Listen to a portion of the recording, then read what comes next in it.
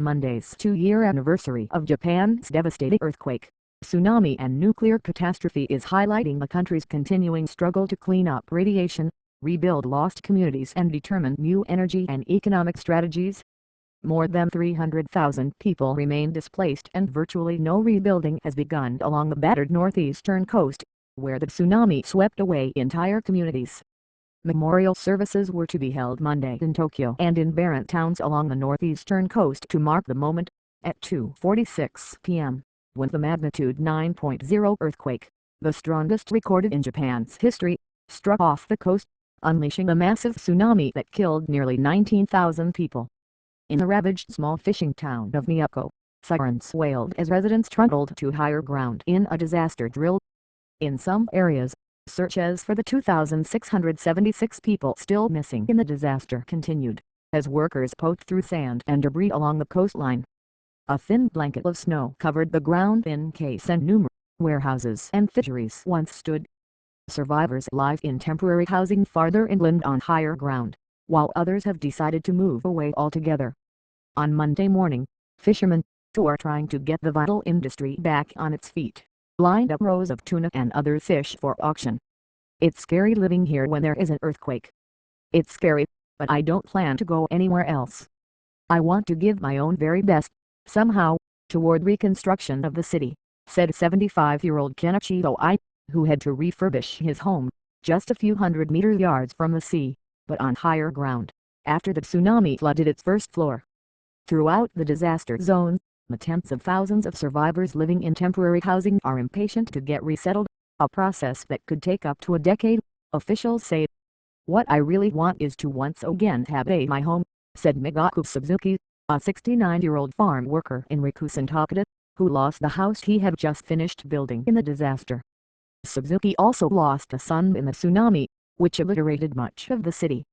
Farther south, in Fukushima Prefecture, some 160,000 evacuees are uncertain if they will ever be able to return to abandoned homes around the Fukushima Daiichi nuclear power plant, where 3 reactors melted down and spewed radiation into the surrounding soil and water after the tsunami knocked out the plant's vital cooling system. "I don't trust the government on anything related to health anymore," said Masayuki Watanabe, 42, who fled the nearby town of Minami-Soma and doesn't plan to return because the radiation in the ground is too high. In Kawachi, one of many towns with varying degrees of access restrictions due to radiation, village chief Yuko Endo is pinning his hopes on the success of a long decontamination process that may or may not enable hundreds of residents to return home.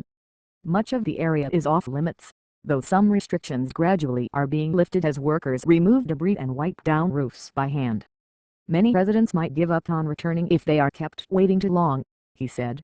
"If I were told to wait for 2 more years, I might explode," said Endo, who is determined to revive his town of mostly empty houses and overgrown fields. "After spending a huge amount of money, with the vegetable patches all cleaned up and ready for farming, we may end up with nobody willing to return." Evacuees are torn. They are anxious to return home but worried about the potential, still uncertain risks from exposure to the radiation from the disaster, the worst since Chernobyl in 1986. While there have been no clear cases of cancer linked to radiation from the plant, the upheaval in people's lives, uncertainty about the future and long-term health concerns, especially for children, have taken an immense psychological toll on thousands of residents.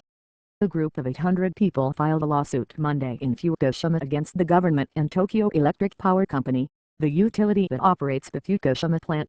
It demands an apology payment of 50,000 yen, $625 a month for each victim until all radiation from the accident is wiped out, a process that could take decades. The change of government late last year has raised hopes that authorities might move quicker with the cleanup and reconstruction. Since taking office in late December, Prime Minister Shinzo Abe has made a point of frequently visiting the disaster zone, promising faster action, and plans to raise the long-term reconstruction budget to 25 trillion yen, $262 billion from 19 trillion yen, about $200 billion. Hopes for a significant improvement may be misplaced, said Hiroshi Suzuki, chairman of the Fukushima Prefectural Reconstruction Committee. There have been no major changes by the new government in response to the nuclear accident. though the budget has been increased, he said. If the reconstruction budget continues to serve as a tool for expanding public works spending, then I believe local societies and economists will be undermined. Another lingering problem is that of discrimination against evacuees from Fukushima, Suzuki said.